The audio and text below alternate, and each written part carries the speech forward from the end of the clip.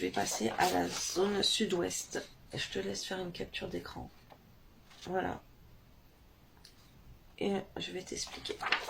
Alors, pour ce mois d'avril 2023, fais attention parce que dans la zone sud-ouest de ton logement, ce mois-ci, ce mois du dragon, il y a l'étoile querelleuse qui s'est implantée avec ta bonne étoile numéro 1. Donc l'étoile querelleuse qui est la numéro 3 dans le petit carré que je t'ai montré, le carré des énergies énergétiques, voilà, avec les énergies cosmiques, l'énergie du Feng Shui. Ce mois-ci, on est dans des sales énergies, dans la zone sud-ouest, avec l'élément bois, qui va amplifier les querelles dans ton couple, dans ta famille.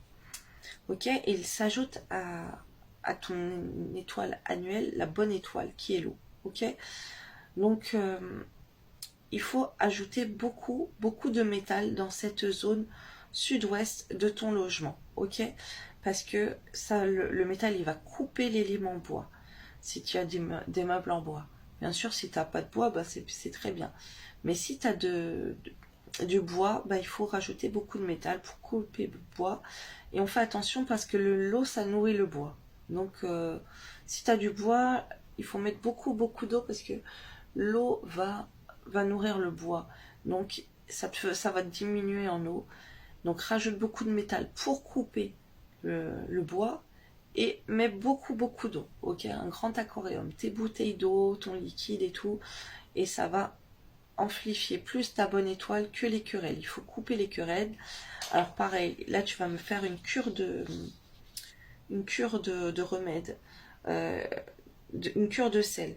Tu vas me prendre un bol, un élément en verre, peu importe, un élément en verre.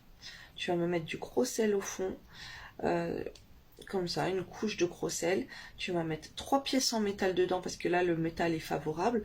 Tu vas mettre de l'eau bénite ou de l'eau coranisée, quelques gouttes, et tu vas remplir la moitié de ton pot avec de l'eau. Ok, tu mets un petit peu d'eau sacrée, et le plus tu vas rajouter de l'eau, comme ça va, l'eau elle va être bénite avec l'eau, que les petites gouttes que tu auras mises avant.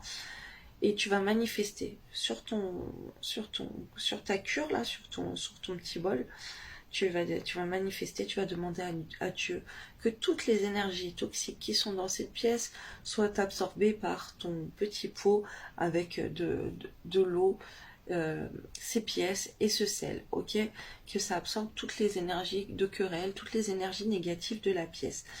Et donc, il faudra mettre une soucoupe en dessous de ton bol parce que ça va déborder, le sel va se cristalliser, ça va monter, ça va déborder. Ok, donc il faudra une protection en dessous. Cette cure de sel, fais attention, quand tu la retires, ça se change toutes les 2-3 semaines. Tu vas voir hein, comment le sel va se cristalliser, ça veut dire qu'il absorbe beaucoup d'énergie négative, il faut le changer. Donc là, tu vas prendre ça avec un mouchoir. Tu vas prendre ton bol avec un mouchoir, ok, pour le vider, ou tu mets des gants. Le but, c'est que tu ne touches pas le sel cristallisé et cette eau qui est remplie d'énergie négative. Il ne faut pas que ce petit pot en verre, il te serve après pour autre chose.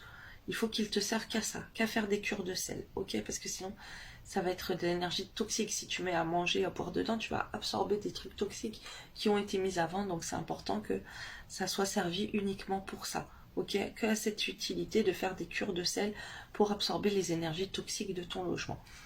Et tu vas vider ça n'importe aux toilettes ou dans le lavabo avec de l'eau chaude pour faire partir le sel cristallisé. Il faut faire fondre ce sel, donc tu vas nettoyer avec des gants ou sans toucher. Hein. Et vraiment, tu prends le mouchoir, tu poses dans ton lavabo, tu fais couler l'eau chaude. Mais le mieux, c'est de mettre des gants en plastique pour être sûr que tu ne touches pas. Et après, tu refais la même manière dans le même récipient, dans ce même bol, tu recommences ta cure de sel pour couper ces énergies de querelle pour le mois d'avril 2023.